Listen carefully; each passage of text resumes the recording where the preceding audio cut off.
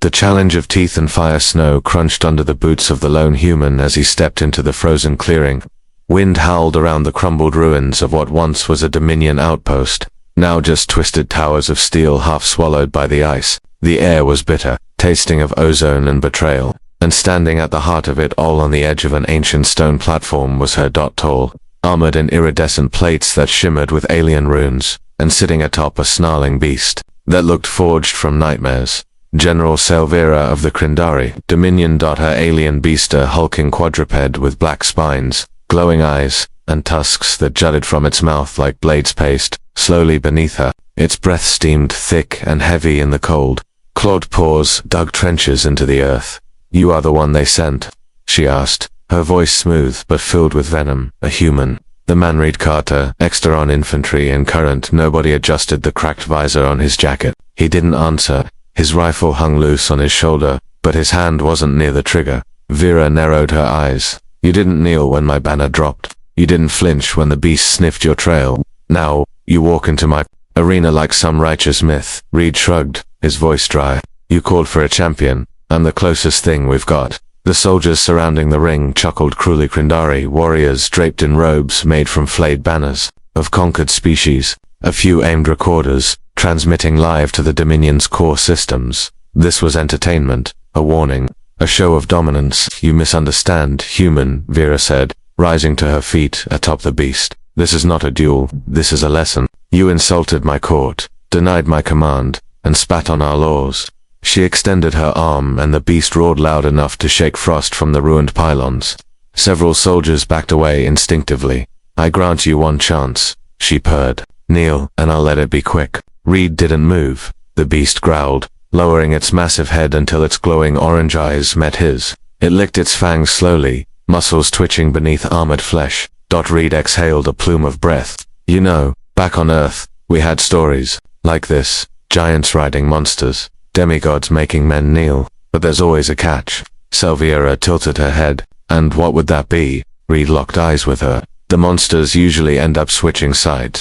A ripple of laughter moved through the crowd, but it didn't last. Vera's hands snapped downward, rip him to pieces. The beast lunged. The ground cracked beneath its charge. It closed the distance between them in seconds, every step quaking the ice and shattering stone. Teeth gnashed, claws ready to shred, a wall of primal force, and Reed didn't run. He waited until the last second and then stepped forward, slipping beneath its jaws like he'd rehearsed it in a dream. He rolled, sliding through snow, and slammed a flare into the beast's underbelly. It sparked and sizzled, not to injure, but to confuse. The beast reeled, not from pain, from hesitation, from recognition. Reed stood and held up his hand. No weapon, no threat, just open. The beast snarled again, pacing in a wide circle. "I know what they did to you," Reed whispered, almost too low for the mics to catch. "How they twisted your mind, broke your instincts. You weren't born to kill. You were engineered to obey." Vera growled from atop the platform. "What are you doing? Finish him." But the beast didn't move. It stared at Reed, a low rumble, vibrating from deep within its chest, not anger, but confusion. Reed took a step forward. "You're not their pet, you're not their tool. I see you. I remember what you were before they stripped your name." The beast roared again, louder, this time, but its eyes flickered just for a moment. The glow faded, replaced by something almost aware, and then it did something that sent the entire arena into chaos. It stepped back. From the crowd, screams erupted. Soldiers shouted commands. Vera's voice shrieked across the ice. "Control it. Obey me." But the beast didn't obey. It turned slightly, slowly placing itself between Reed and its rider. Protectively. A betrayal in real time. Vera drew her blade, lunging forward with inhuman speed. "You dare defy me?" The beast reared, knocking her off with a violent jolt. She hit the ground hard, ice cracking beneath her armor. Reed stepped beside her, his boots crunching in the silence that followed. "I didn't come here to kill you," he said calmly, "but I'll tell you this once." He looked at the beast. It looked back, eyes calm. "Cross me again, and I won't have to lift a finger." A beast remembers its name. The snow had settled, but not the tension. General Salvera lay stunned in the shallow crater her own beast had thrown her into. Her armor, once flawless, now bore fractures spidering out from her shoulder and helm. Her lip bled, her pride bled more. The soldiers surrounding the ring didn't know what to do. Their silence was louder than any war horn. Their general had been defied not by a foreign power, not by enemy artillery, but by her own living weapon. A human. The beast stood firm between Reed and the Dominion's champion, its breathing deep and steady. Every muscle in its massive body twitched with restrained power, but its eyes, they no longer blazed with programmed hatred. They blinked, softly, questioning. Reed didn't move. He let the moment speak. What did you do to it? Vera coughed, struggling to rise, propped against her blade. I didn't do anything, Reed said, his voice even. I just reminded it. Vera spat blood into the snow. It doesn't remember. It's a bioengineered monster, born in our vaults, conditioned to obey. You can't remind a shadow of who it once was. Reed stepped beside the beast and laid his palm against its side. Its skin was warm, rough like volcanic stone, pulsing, beneath with something more primal, not hatred, not fear. Memory. Before you turned them into weapons, your empire stole them from wild moons, Reed said. You thought you could erase generations of instinct with a collar and electric pain, but you missed something. Something human science never forgot. He looked at her directly. You can't chain a soul, you can only make it forget itself for a while. A soft rumble echoed in the creature's throat, then a but unmistakable broke from its mouth, a name, not in human speech, not in any Dominion dialect, but in a deep, resonant tone that vibrated in bone rather than ear. Reed nodded. So that was your name. The beast lowered its head, not in submission, in peace. Vera's hand trembled as she reached for her cum. Execute code, Crimson, full override, kill command, active. Nothing happened. A few Dominion engineers checked their consoles, confused. Lights blinked, panels glitched. Do it, she screamed. Obey protocol. A Dominion soldier stepped toward her nervously. General, the beast's neural uplink is dark. The entire control net's gone. No, hacked. The crowd buzzed with uncertainty. The broadcast drones circling above, capturing every moment. Vera's face contorted with rage. This is treason. Dominion beasts don't choose sides. Reed folded his arms. Then maybe it's not a beast anymore. A low thudding noise drew their attention. More boots. More machines. Down from the ridge came a column of Dominion shock troopers. Black armor gleaming, their mechanical beasts towering behind them, less living, more machine now. Cruel fusions of bone and code, and at the front of them, walking with elegance carved from arrogance, came high strategist Nero's Vera's, breath hitched. Why is he here? Reed frowned. Friend of yours. Nero smiled, silver eyes scanning the frozen battlefield. General Vera, you've disappointed the High Council. They didn't authorize an execution protocol, she snapped. No, but they authorized a purge, Neros replied, raising his gauntlet. Behind him, the machines snarled and snapped into attack stances. Purge who exactly? Red asked. Ny Ross raised a brow. Why, everyone who watched this. Everyone who might speak of doubt. Vera's blood ran cold. You can't kill a whole battalion. I must. Nyros interrupted smoothly. The Dominion does not tolerate awakening of any kind. Reed looked at the beast beside him. It was tense now, low to the ground, ready to defend. The human's fingers slipped to his belt. He pressed a barely visible switch. Tiny blue lights blinked to life around the clearing, hidden under the snow. Funny thing about purges, he said. They only work when nobody's watching. Nyros narrowed his eyes. What did you do? Reed's smile was slight. Set the truth free. The broadcast drones, all of them, turned toward Nyros and his death squad. No, disable them. Nyros barked, but the signals were already out. Live feeds streamed across the galaxy. Planets tuned in to see the Dominion's elite preparing to erase its own people. Civilians, witnesses, their heroes. The truth was no longer a weapon. It was a virus. Unstoppable. Ny Ross hissed and gestured sharply. Kill them all. The machines charged. The beast roared. Reed ran. Vera grabbed her blade, and the snow turned red. The roar that shook empires. The frozen field erupted. Dominion warbeast engineered. Monstrosities with obsidian skin and plasma-shackled limbs charged like iron hurricanes. Their red glowing maws opened, emitting howls forged from pain and obedience. Their riders, faceless soldiers behind reflective helms, followed in lockstep, weapons humming with heat. But the beast beside Reed didn't wait. It launched forward with the fury of a mountain, breaking free from earth. Steel met claw, fire met will. The first Dominion warbeast struck from the left, swift, brutal. But Reed's beast ducked, pivoted, and slammed into its ribs with such force that its internal systems shattered in a spray of molten glass and synthetic bone. One hit, one down. Reed stumbled backward, watching the impossible unfold. His beast fought not like a soldier but like something remembering what it meant to be wild and free. It didn't follow protocol, it followed instinct. And every kill was precise, almost poetic in its defiance. Across the field, Vera found herself standing beside Reed. "You're not retreating," she noted. "Breathless, I've never been good at turning my back on a fight I didn't start," Red muttered, pulling a modified flare from his belt. "Especially when I'm not the one who needs rescuing." A plasma bolt screamed past their heads. Vera ducked, sword already drawn. "You're going to die for a beast." Reed looked at the creature still tearing through Dominion ranks. Not a beast, a friend, one who remembers what it means to choose. They ran together, between shattered drones and broken siege walkers. Reed and Vera ducked behind the remains of a Dominion transport. The air burned with ozone and smoke. Screams echoed from both sides, but louder than all of it was that beast's cry, a deep, rumbling defiance that made even the war machines hesitate. "You said you planted broadcast nodes?" Vera asked between breaths. Reed nodded. "Yeah, across 5 outposts, satellite-linked. This whole thing is being watched. And now they see what the Dominion does when no one's looking." Vera's eyes narrowed. "Then we have to survive.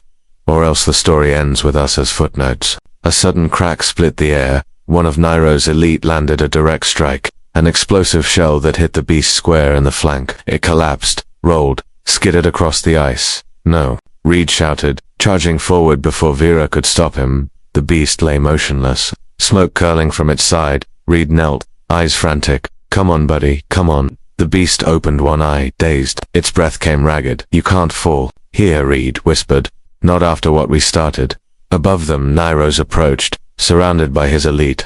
His armor glowed with a power source Reed didn't recognize, too advanced, too alien. "A Dominion artifact. You think this matters?" Nero said. "One beast, one traitor general, one clever little human. That's not rebellion. That's a headline." Vera raised her sword, limping toward them. "Then maybe headlines are all it takes to spark an empire's fear." "Fear," Nero smirked. "No, girl, I'll show you fear." He raised a command staff, but before he could bring it down, Reed moved. He stepped in front of Vera and threw the last flare mid-air. The device cracked open and everything went white. The flare wasn't just light, it was encoded frequency, memory, and signal human technology masked inside stolen Dominion shells. Reed had re-engineered them, made them speak in the language of command. And the beast understood. The fallen creature blinked once, then twice, then it stood, wounded, burned but unbroken, and it roared. The ground itself shook. The snow lifted in. A wave. Dominion soldiers flinched. Even the war beasts paused, and in that pause something changed. All around the battlefield, other Dominion-controlled beasts began to hesitate. Their eyes flickered. Their steps faltered. Then one turned and charged at its own handler. A second followed. Then a third. Reed's signal hadn't just freed one. It had unlocked a memory buried across the network, across every beast, wired into the Dominion's control grid. Freedom.ny. Ross screamed as chaos bloomed. "This isn't possible," he shouted, swinging his staff. "Their property." "No," Reed replied, standing beside his wounded friend. "They're survivors." Vera grinned despite herself. "Remind me never to underestimate a human again." More Dominion forces arrived, but they were too late. The field was no longer theirs. Reed's beast stood tall now, bleeding but proud, as hundreds of others joined it, former weapons now turning on their masters. Across the galaxy, the footage played. Dominion citizens, once loyal, watched in silence as their empire's monsters became something else. Symbols. Whispers turned into roars, and the world began to shift. The beast beneath the throne, the war zone, had changed. No longer a massacre, no longer a one-sided slaughter. It had become something ancient, something primal.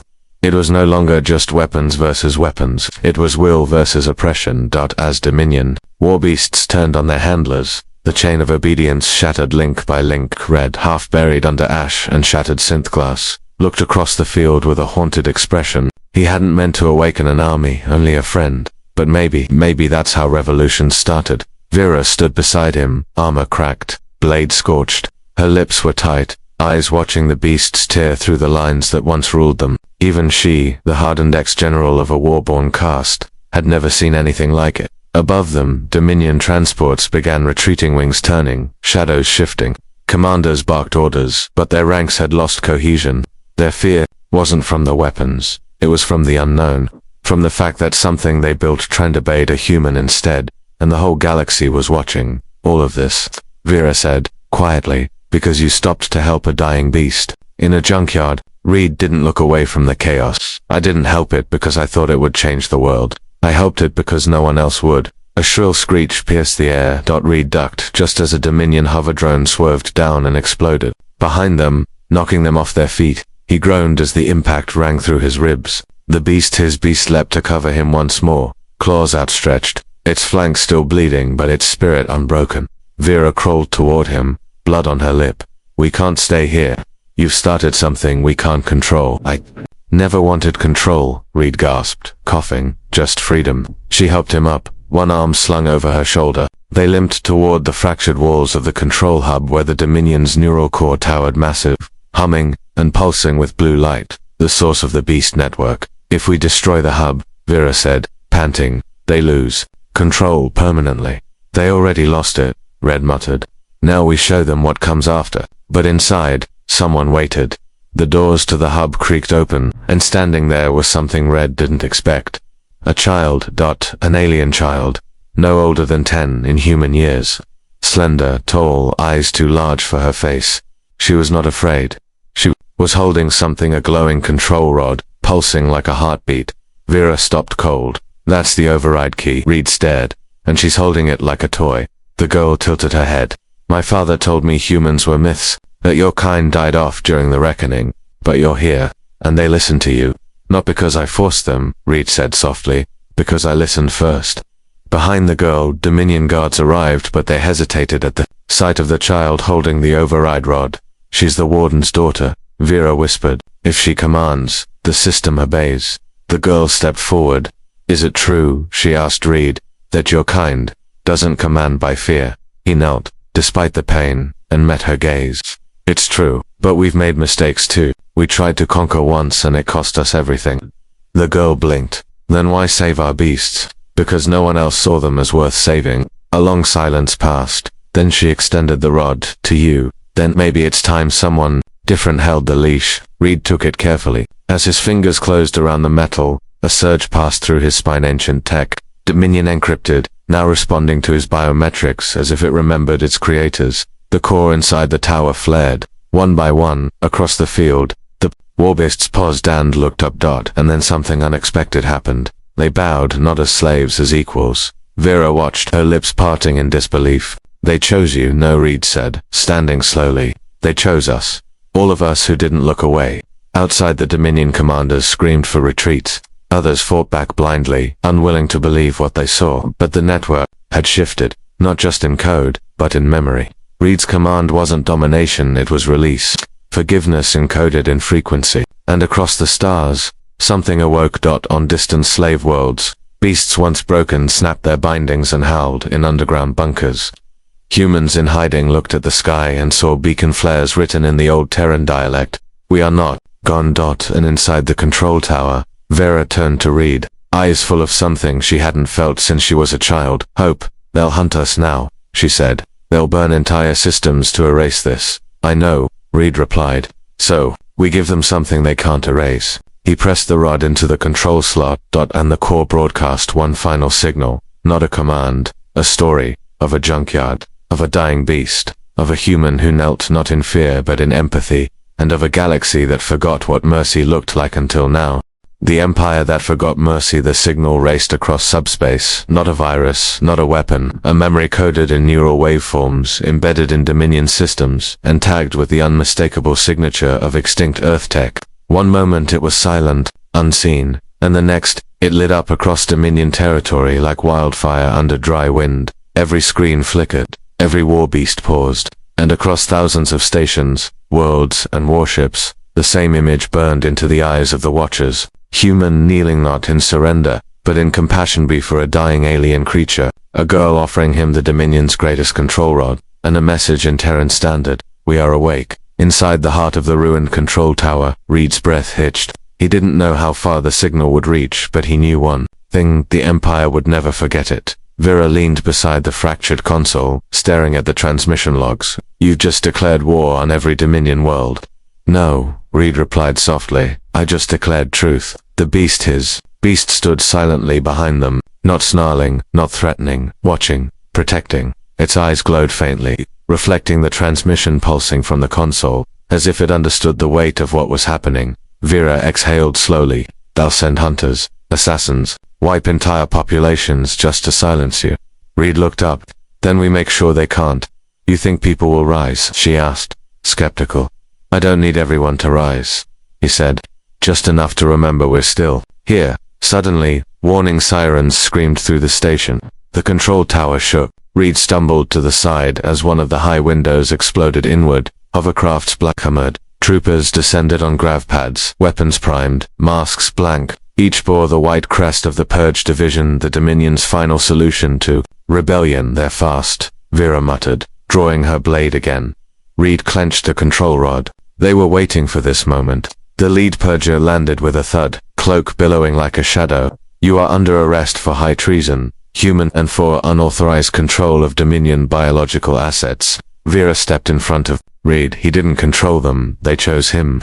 Animals don't choose. The purger sneered. They obey, or they die. Behind them, the beast growled a low, ancient sound that vibrated through the floor. The purger raised his hand. Stand down, or the girl dies. They hadn't even noticed the child, the warden's daughter, still standing near the panel. Frightened, her eyes wide, two troopers now stood on either side of her, blasters aimed. Reed's heart pounded, but before he could move, the beast did. Like lightning it sprang forward, not at the troopers but at the wall behind them. It struck hard, crashing through steel and ripping down an ancient pipeline that sent the ceiling collapsing behind it. The soldiers ducked, distracted just long enough for Vera to act out. With a single sweeping slash, she cut down one of the guards beside the girl and kicked the other back. The child ran to Reed, clinging to his side. The purger shouted, "Open fire." Blaster bolts filled the air. The beast returned through the smoke, charging straight into the line of fire, using its body to shield Reed and the girl. The bolts scorched its scales, but it didn't fall. It stood, roaring with such force the lights above shattered. Reed yelled over the chaos. We get to the lower launch bay. There's an old scout ship buried beneath the tower. We won't make it. Vera shouted back. Yes, we will, he said, eyes blazing. Because this isn't the end. It's only the beginning. He tapped the rod again. A hidden panel opened in the floor. Go. They dropped into darkness, sliding through a long maintenance tunnel filled with dust and forgotten cables. Above, the beast roared one last time before leaping in after them, blocking the shaft with its bulk to prevent pursuit. The tunnel spit them out into a vast chamber abandoned decades ago. In the center rested a sleek, rusting craft, ancient human-made, fused with forgotten Dominion tech, and still powered. Vera whistled. That's a Terran Pathfinder. Only a few ever made it off-world during the Purge. Reed ran his hand along the hull. I helped build this one. They climbed aboard. Reed activated the systems. The engines hummed, slow and ancient but alive. The beast leaped in last, tail lashing as it squeezed through the narrow hangar. You're flying this junker? Vera asked. Junkyards, where this all started, Reed said with a grin. Seems only right we end up in one again. The launch door opened with a groan. Outside, Dominion hovercrafts scrambled. Fighters screamed overhead. Reed didn't. Flinchy lifted off straight into the chaos. Inside the cockpit, the girl watched the stars open in front of them. The beast curled behind them like a living wall. Vera sat beside Reed, staring ahead. We've done it, she whispered. We escaped. But Reed shook his head. No, we just woke them up. The real fight comes now. A transmission pinged across the screen. Thousands of coordinates blinked into life. Rebel signals from across the galaxy, from prison moons. From slave mining colonies. From forgotten Terran outposts, once thought buried in time, all responding to the same signal, a single word: rise. Reed's fingers hovered above the console. Let's burn the sky, he said softly, and together with a beast that once was caged, a warrior who had forgotten her soul, and a child who would become legend, it vanished into the stars. Sparks in the dark, the stars rolled by like scattered diamonds. In the cockpit of the aging Terran Pathfinder, silence reigned. Reed piloted with a steady hand, his eyes fixed ahead as data flickered across the cracked glass display. The vessel groaned and hummed with effort, but it flew like it remembered how, as if its circuits, long dormant, had stirred awake at the scent of rebellion. Vera stood behind him, arms crossed, armor still stained with ash and blood. Her sword lay across her back, but her gaze was forward now, not to strike but to see what lay ahead. and curled up in the rear compartment was the girl, her head resting on the beast's broad flank, sleeping soundly. The massive creature didn't move. It breathed slow, steady, its one unburned eye open and alert. The other was scarred now, a permanent reminder of the battle that freed them all. Signal strength holding, Vera asked. Reed nodded. Barely. We're using backup relays now. The Dominion's trying to jam the Rise beacon across every sector, but they underestimated how many listeners still exist. Is it enough?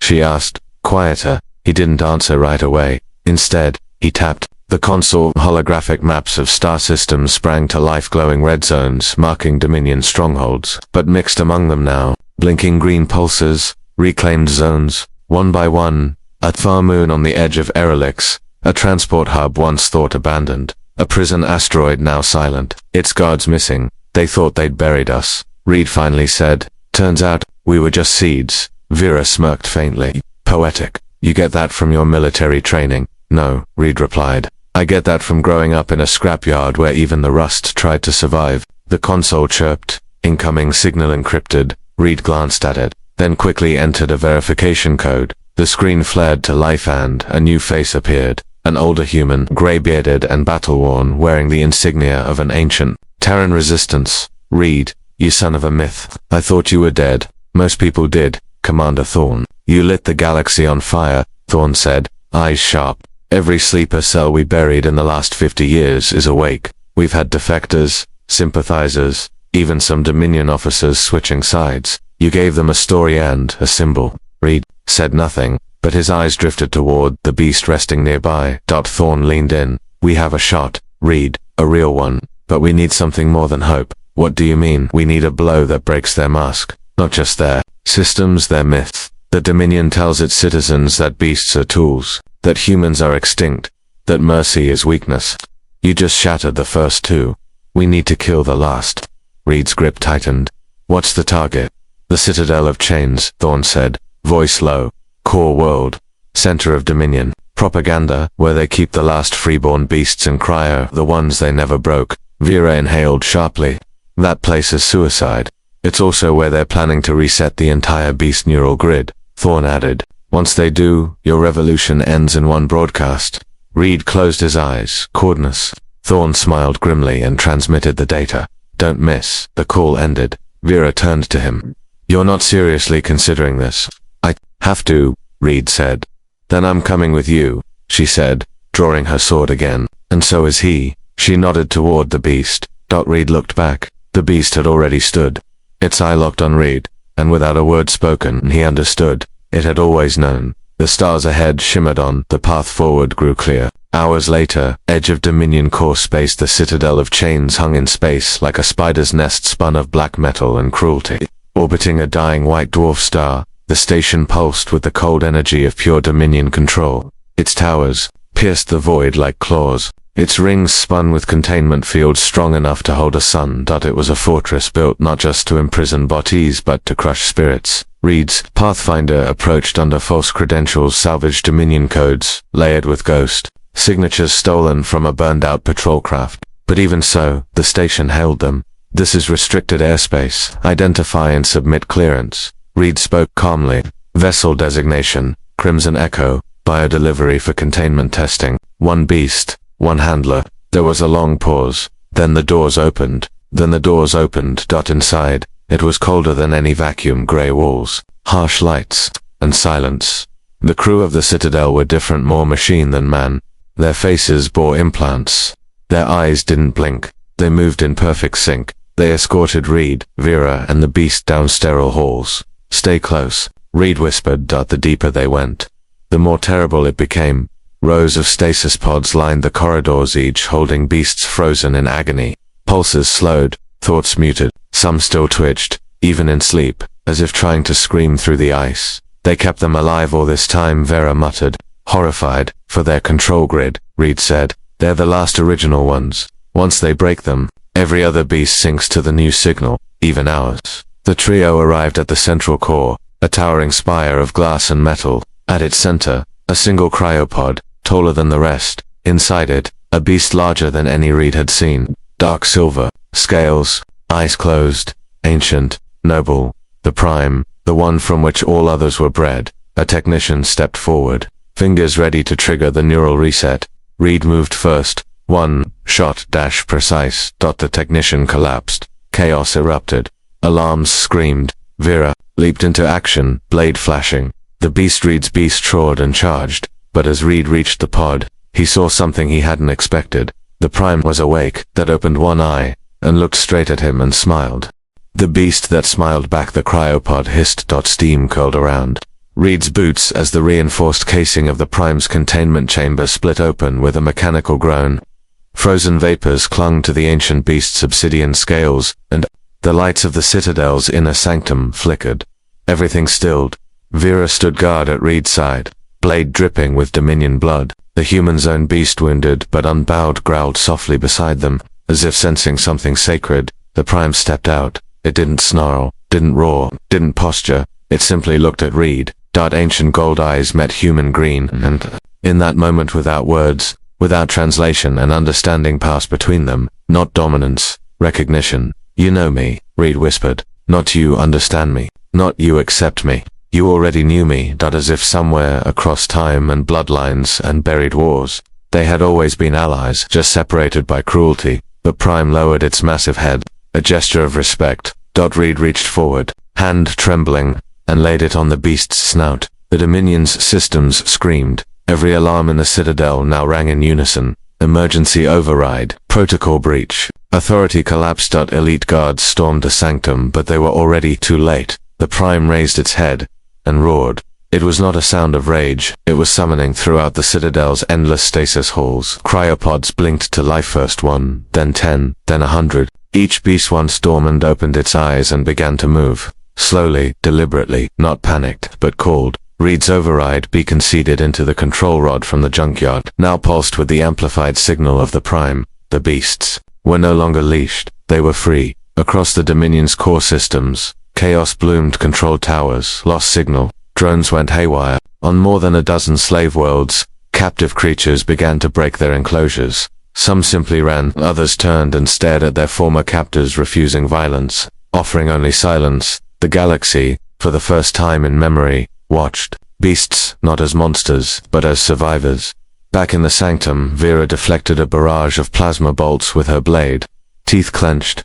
They're not stopping, she shouted. They'll bring this entire Citadel down just to erase what we did. Then we leave a scar they can't erase, Reed called out. He turned to the Prime. Can you take us out of here? The Prime responded not with speech, but by slamming its claws into the chamber wall and revealing a secret hangar below. Reed's beast leaped down first, eyes gleaming. They followed.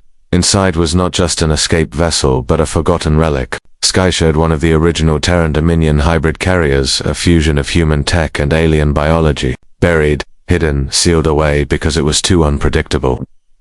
Sentient. Reed entered the command deck. Its systems pulsed to life before he touched anything. You remember us, don't you? He murmured. The ship's walls glowed soft blue. Vera's jaw dropped. It's alive.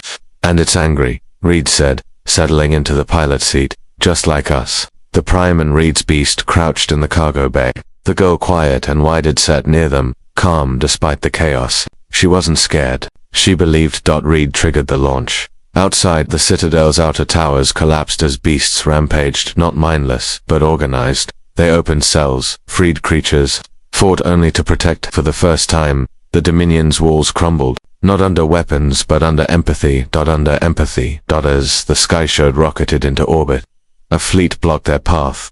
Dozens of Dominion destroyers, command dreadnoughts, interceptors. Vera swore, we'll never break through that. But Reed didn't respond. He placed the control rod, now pulsing with the Prime's signal, into the Sky Show's neural socket, and the ship screamed, not in pain, in freedom. Every beast across the system heard it. Every stolen life, every chained creature, and they turned. From moons, from pits, from orbiting transports, they came. Hundreds of war beasts are born, sprinting, bounding rows together, forming a wall of scale and muscle and defiance. The Dominion fleet opened fire. It didn't matter. The beasts crashed into them through holes, over engines, dragging destroyers from orbit in packs. One after another, the warships went down. Not because of lasers, but because for once, the monsters fought for themselves.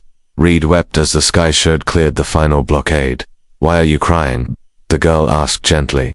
Because I didn't believe we'd ever see this, he whispered. 3 days later, Edge of Neutral Space, a story had spread. No longer just whispered in hidden frequencies, it was broadcast. A beast chose a human chose mercy, and an empire, built on fear, trembled. In taverns and ports, even Dominion citizens began to question. In underground cities, artists painted murals of the Prime and the human with his hand on its head. In rebellion ships, soldiers raised new flags, and on the beast worlds, they no longer howled, they sang. Reed stood on a cliffside, wind rushing past him. Vera stood at his side. The girl slept beneath a shelter. The Prime lay at the base of the mountain, Reed's own beast, no longer his, but a brother in arms lay beside him, quiet. Do you think they'll come back? Vera asked. Of course, Reed said. Empires always try to rebuild. Then what do we do? He looked out at the stars, glowing bright and endless. We remind them, he said softly, why they feared us in the first place. She smiled. Not because of power. No, Reed said, reaching down to gently pet the beast. Because we never stopped choosing to care.